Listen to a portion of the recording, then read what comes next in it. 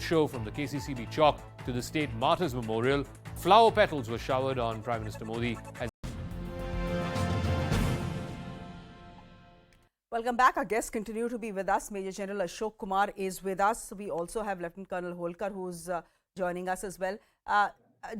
Major General Kumar, you're saying that the protest that we are seeing, that you're not surprised with it, but do you think the anger we are seeing on the streets right now is justified? The sort of anger we are seeing, which has resulted in arson, buses being burnt, trains being burnt, etc.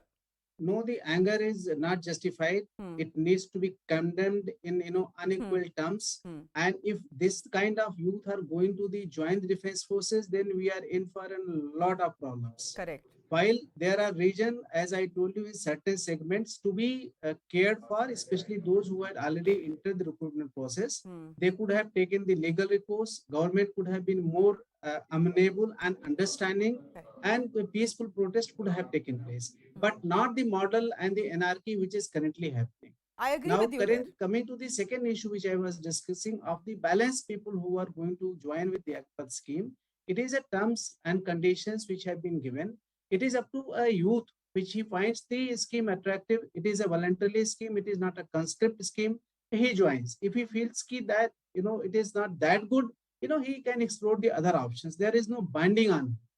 And if you see the government's failing in the real narrative, government's main narrative which I have perceived, it's my own value judgment, that it is for the nation building while doing the best for the defense forces.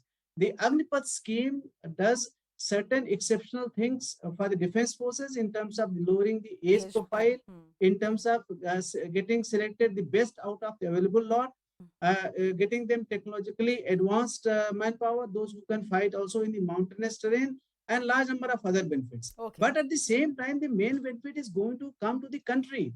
You see the war of Russia and Ukraine today. Russia, despite being such a big country, is currently falling short of the troops to continue the war for a long time. But they have conscripts who have not done very well. Pakistan and China on both our sides. General Kumar, they have conscripts who were seen outside Kyiv, who have not exactly covered themselves in glory. Now, you can tell me that ours is a volunteer army. Agniveers are volunteers. They are not conscripts. But they are again ones with 3-4 years of 3-4 years of a total tenure with 6 to 8 months of training.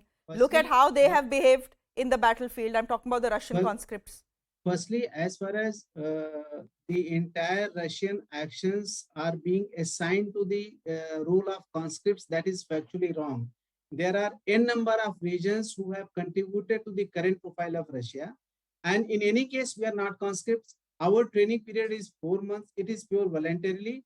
And once we have to fight with Pakistan and China, should there be a necessity, this surge capacity will be available.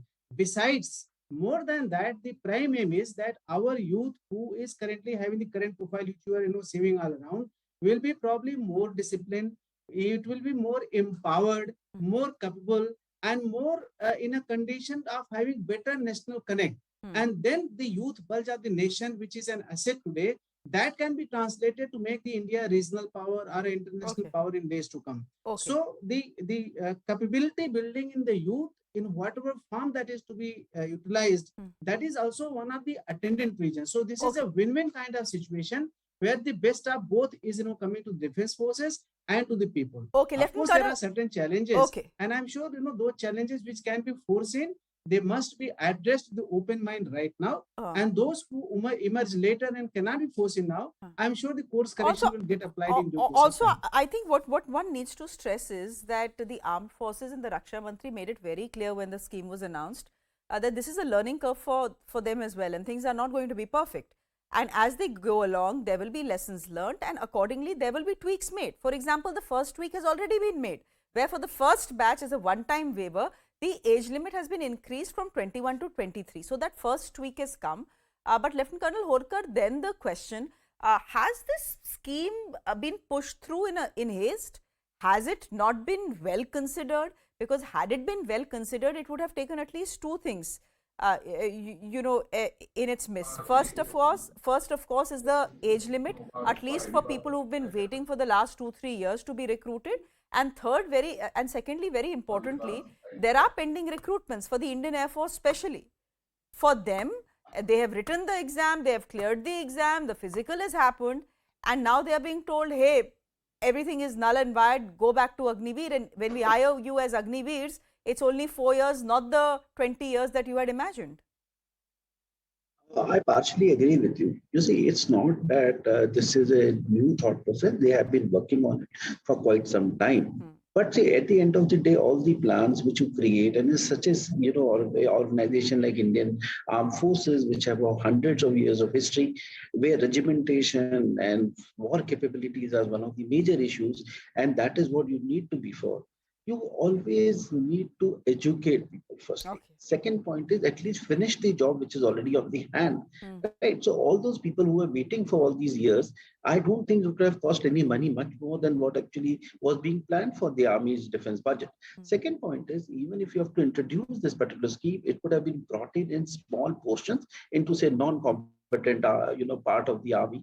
Allow this to learn. Secondly, if someone says it has been very well thought out, we don't require to change their thought process in just 24 hours to increase from 21 to 23. And if the government is so convinced about the scheme, it needs to educate people. When we brought in farm laws, we didn't educate our farmers. If we wanted to bring the same thing into the armed forces, we could have taught our people. Second, one of the most important point is, and that you have seen it on your screens, these people, most of them are not the aspirants of coming to the defense. I don't want to be political, but there is a political motive behind this point. No, Lieutenant Colonel Holkar, absolutely right. This is not purely, these protests are not purely by potential or wannabe Agniveers. Clearly, there is a political hand, there's a political push as well. I mean, if you look at the age profile of some of those who were part of the mobs, and I saw that in Sikandrabad and I saw that in Bihar as well, they are 35, 40-year-old people who have no chance to be recruited as Agniveers. So this clearly is not just potential Agniveers, this is clearly political as well. Can you give me a minute here, Colonel Holkar, because we have two callers as well.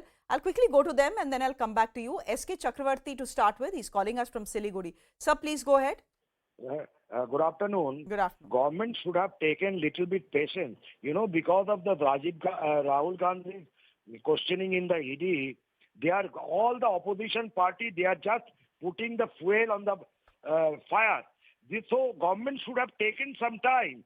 Even I am really surprised when the government like farm bill, they will withdraw someday. So government should farm before this announcement. And it is absolutely, they have given the weapon to the opposition people. Okay, sir. Okay. Thank you very much. We'll leave it there for the moment. We have Rama who's calling us from Pune. Rama Murthy, please go ahead. The whole thing is politically motivated, politically instigated. Everyone knows who is behind this complete.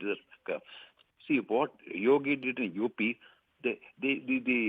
Whosoever is involved in this, they should be identified and punished in such a way they can never ever get up in stand alone in their election.